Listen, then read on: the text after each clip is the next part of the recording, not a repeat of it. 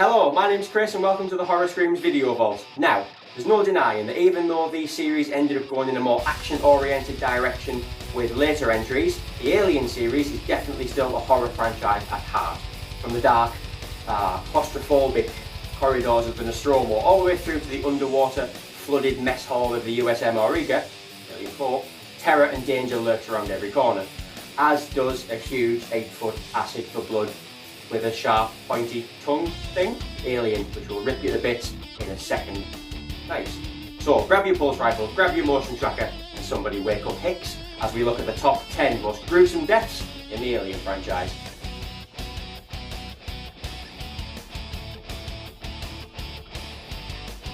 So, a couple of hundred years after her death in the events of Alien 3, Ripley is back. General Perez and the crew of the USM Auriga, a medical research ship, have cloned her and brought her back from death. They've also cloned and brought back an alien queen, and we now have a whole new brood of Xenos to worry about. Not very wise indeed, sir. Anyway, all hell naturally breaks loose, and the aliens are free, killing everyone, killing all and sundry with their tails and claws and, the sharp pointy tongue thing. I'm going to go with tongue. So everyone is basically evacuating the ship for their lives. General Perez tossing a grenade with, I've got to say, Jedi-like precision into a stricken escape pod, throws his fallen comrades one final salute. Little does he realise, in the background is a huge bloody lurking Xeno who, with one swift flick of said, again I'm going with tongue, punches the back of his head.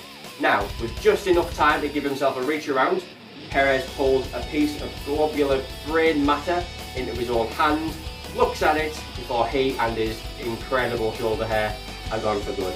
We salute you, General Perez. We salute you.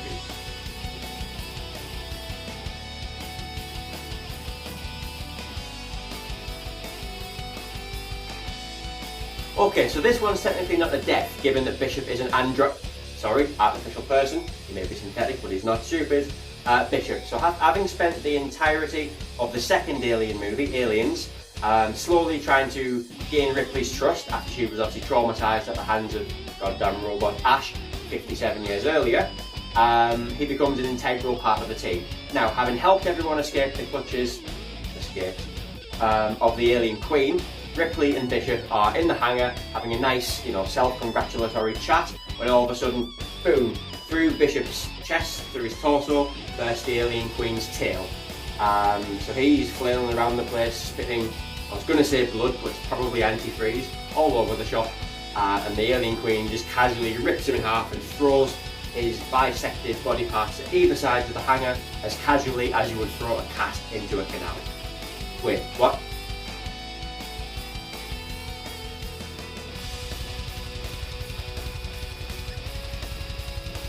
Oh, Larry Purvis. Poor old Larry, what's fucking inside me, Purvis. Kidnapped by space pirates, sold to a mad scientist, impregnated with an alien by an alien. It's just not your average Tuesday, is it?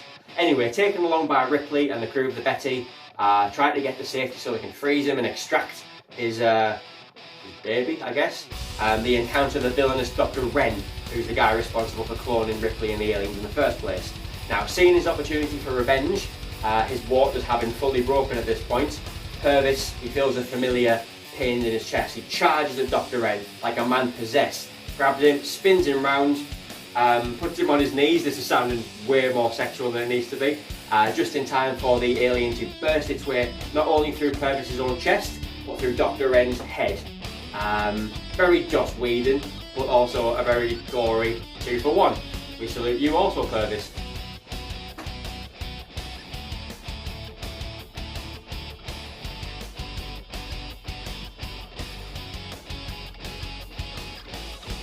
Okay, so maybe less gruesome and more just unsettling, this one, to be fair. It's fair to say that Prometheus divided the fan base upon its release, with many just wanting a straight-up prequel to the original Alien film, instead of what we got, which was a more, philosophical study on life and where we came from, etc., revolving centrally around the engineers. Now, the engineers were the big hulking white guys who were responsible for seeding planets with life in the first place. Now, through various machinations throughout the film, an engineer is loose on the ship. So too is the Trilobite, which is, I guess, a sort of a proto-facehugger. It looks more like a freshly released Kraken, to be fair. I expect Davy Jones to rock up at any point. Anyway, this particular scene, again, they end up locked together in combat, and rather than blood and guts spraying everywhere, it's just weird. It's just tentacles and slimy things getting in places that slimy things really shouldn't get. Obviously the engineer is ultimately killed, the trilobite, it's just, man, it's just weird. It's just weird.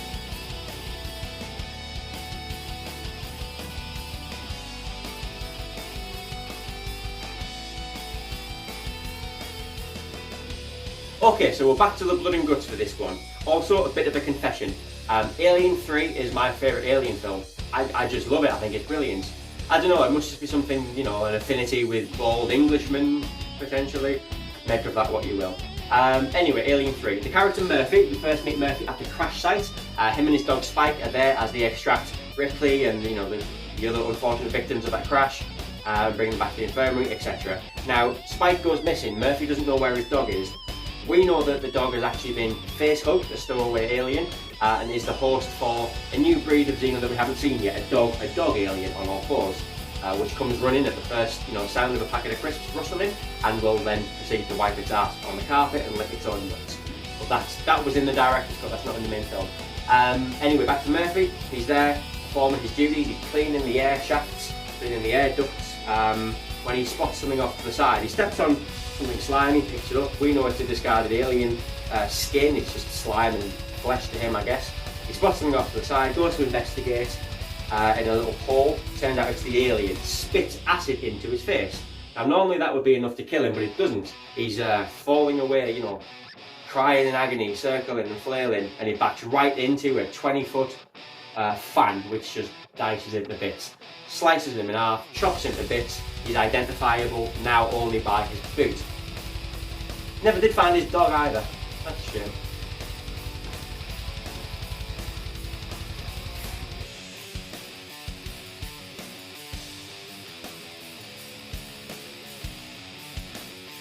So, Alien Covenant, much like Prometheus before it, divided fans and critics alike, and was met with an overall just kind of meh response. But it does have its fans. Now, one of the crew of the Covenant, Private Ben LEDWARD, was one of the expeditionary team, a security officer, down on Planet 4 investigating that site, that planet. When he steps on a weird mushroom-looking thing, accidentally releasing spores. Black spores, a bit like the goo we previously mentioned. They get into his ear canal and infect him. They take hold, he becomes really ill. You can see this thing is really going to do him in. Getting back to the med bay obviously is a priority. They do that. His condition doesn't improve. If anything, it gets worse, and you can tell that he is about to birth at any point about to birth an alien.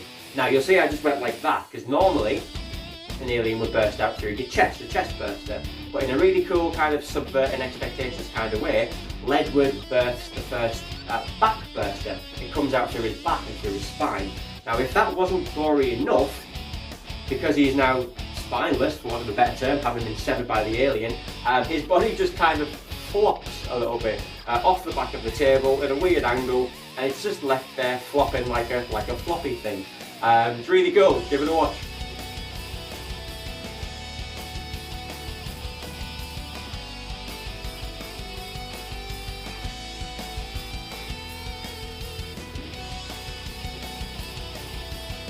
So, of the two Alien vs Predator movies to date, the second one, Requiem, is definitely considered the weakest. It's just not as good as the first, even though it does have its fans. Now in this movie, the small American town of Gunnison, Colorado is beset by aliens immediately following the events of the first movie, and a predator fixer, known as the Wolf, after Harvey Keitel's character in both Pulp Fiction and Direct Line car insurance adverts, his best role, is dispatched to solve the problem, clean up the mess basically. Now one of the residents of Gunnison is your typical floppy-haired jock dickbag named Dale Collins. He's not ready for intergalactic warfare, he just wants to punch people and steal their keys. So during an altercation in a sports shop with obviously an alien, Dale's there wrestling with an alien. The alien had just been trying on baseball caps, which were clearly too small for its massive head. But anyway, he's there wrestling with Dale. The predator fixer uses his shoulder cannon, he kills the alien's acid blood cascades down onto Dale, immediately melts his face off, putting an end to his key-stealing, punchy ways. And frankly, he was an arsehole, so good riddance.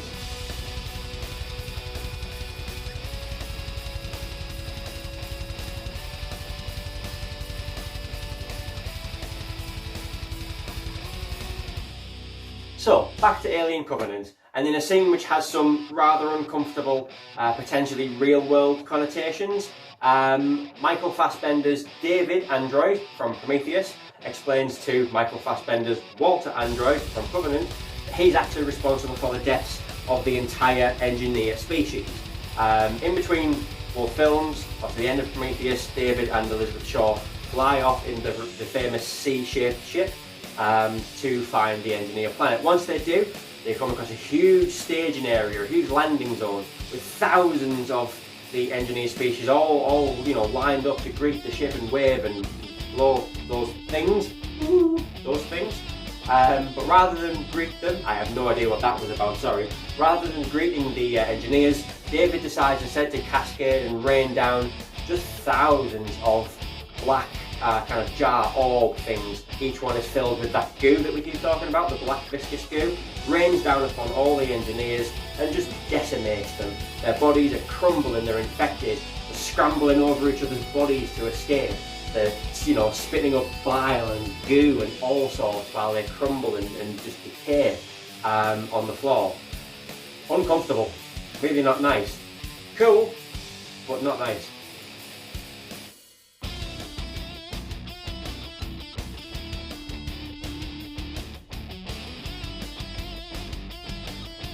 So for this one we're going back to the Betty, Alien Resurrection. Vinny DiStefano was one of General Perez and the USM Auriga's security team. He's one of the soldiers. Now following the events of the film where obviously all the aliens get loose, we've discussed Dr. Wren's inmates take over the asylum basically, DiStefano switches sides. Ripley and co give him back his gun. He's a soldier, he's just doing his job, he's not a bad guy. So they take him along for the ride. He actually becomes a really important member of the team, helps him get to safety, using all of his, his military training, knowledge and expertise. Once they arrive back at the Betty, they realise that Winona Ryder's character, the android Call, is no longer among them. She went to check on something in the hangar and has gone radio silent. They don't know where she is. So DiStefano, using all of his expertise and his training, that must be the mind for training, I guess, he goes to check on her, goes to try to find Call. At this point it's really dark, claustrophobic, there's steam and pipes everywhere, the music's gone really quiet and really eerie, and it's at this point, kind of in a very kind of classic looking over your shoulder kind of way, becomes aware of something behind him and has his head immediately crushed by a creature, an alien, that we haven't talked about yet.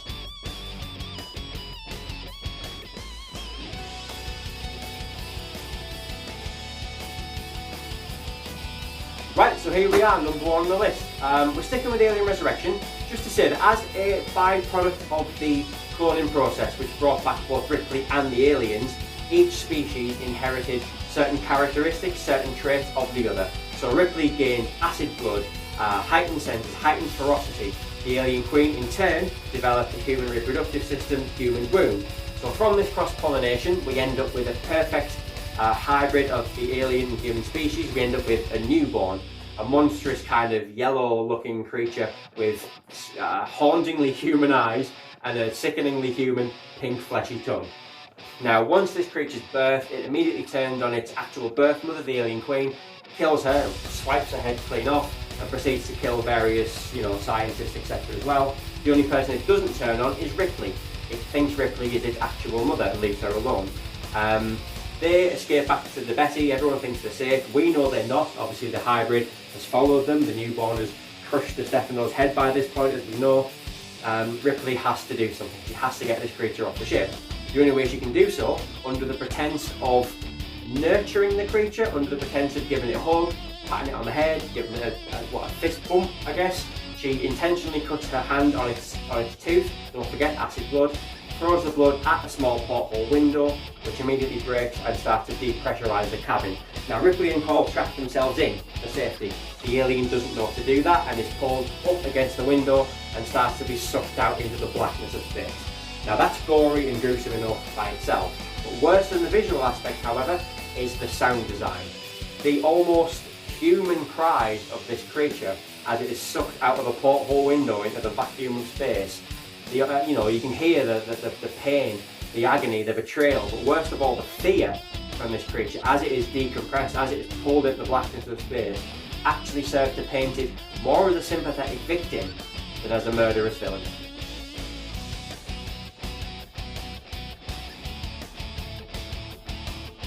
So there you go, that was our list. What do you think? Do you agree with what we've chosen? Would you have picked anything different? I know we missed Kane. We thought we missed Kane, sorry. Yeah, brilliant. Let me know what you think down below in the comments. Leave a like, definitely subscribe, share the word, spread the joy, and I'll leave a link to all the other HorrorScreams work about here somewhere, maybe here, I haven't decided yet. I'll sort that out in the editing. Well, thanks very much for watching. Cheers, bye.